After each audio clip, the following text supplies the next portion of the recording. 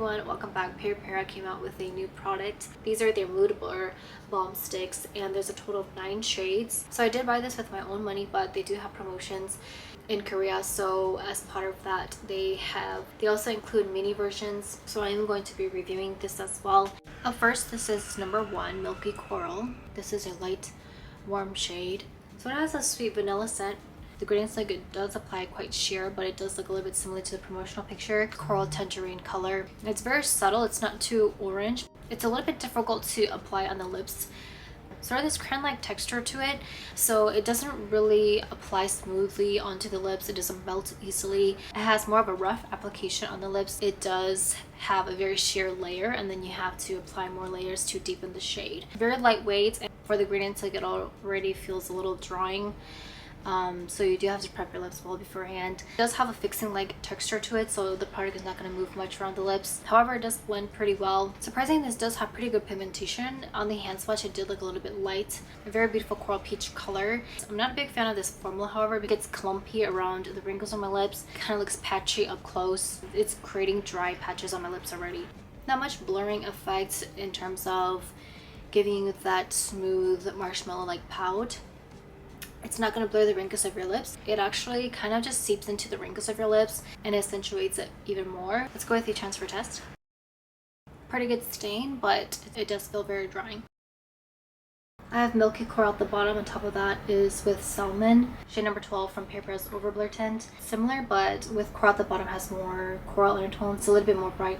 Next up, this is 2 Peach Mousse, bright pink color. It does have a brightening effect to the face overall. Slightly have that tightening effect that kind of dries your lips. And again, this doesn't have any blurring effect, so it's not going to blur the wrinkles of your lips. Very beautiful shade, but I think the formula is a little bit more tricky. Peach Mousse is at the bottom. On top of that is Peach Down. A very similar undertone, slightly a bit more bright. Next up is number 3, Bunny Hug. This is one of their best shades. A little bit similar to the previous one in terms of muteness, but it is a cool pink color. So I have this lilac pink color. This would look good as a base color. The build-up could also work as a full look. Not a shade color that I typically would wear. It's a little bit too cool tone for me. Again, you have a lilac pink color. A little bit more vibrant in person. I do like the pigmentation, however. At the bottom is Bunny Hug. On top of that is Cooling Up. Similar to each other, but Bunny Hug slightly has a brighter pink. This is number 4, Almond Veil. This is a warm tone shade, semi-mute shade. I'm a seasonal light spring and soft autumn, so this is around my palette. It's a very beautiful pink beige color. It's not too light, and it looks a lot better in person than the promotional picture, which does not give it enough justice. So I thought this would deepen a bit. I kind of wanted it to look similar to what it has on the packaging, but I don't know, it looks slightly a little bit lighter regardless. A very beautiful shade. Almond Veil is at the bottom. It's a little bit difficult to find a matte finish, but the closest I could find is Peach Honey Bee as a glossy finish. Pretty similar, I would say. This is number 5, Rose Bebe, one of their best shades as well. This is a neutral light color. A little bit similar to the promotional pictures, MLBB pink color. A little bit similar to number 3, Bunny Hug. They're kind of a gradient of each other. This one is slightly darker. Maybe not as vibrant, but they are very similar to each other. Number 3 is Cool Tone shade, and this is a neutral shade. Rose Baby at the bottom and Peach Down on top. Peach Down can go slightly darker, but they are gradients of each other. This is number 6, Dear Fig. Pretty close to a neutral shade, slightly cool tone, however. But it is more on the mute side. Very beautiful, soft mauve purple color. Kind of similar to Comfy Balm from AOU's or Geek Rose. It's not too purple as well. Again, a very soft purple color. The promotional picture looks very light. This one is a lot more mute. At the bottom is Dear Fig. We have Pink Mauve Nude and then Geek Rose. Very similar to Geek Rose. Very similar undertones as Pink Mauve Nude in the center, but Pink Mauve Nude does go a few shades darker. This is 7 Mauve Peony. This is a cool semi-mute shade. Classic Mooly Mauve purple color. Compared to the previous one, this one is a lot more vibrant. It's not as mute. The more they apply, the more vibrant it is going to get. It looks like a mauvish type of color, sort of this Mooly pink purple shade. Mauve Peony is at the bottom and Mauvish is on top. Pretty similar to each other. This is number 8, Reddish Mocha. It is a warm mute shade.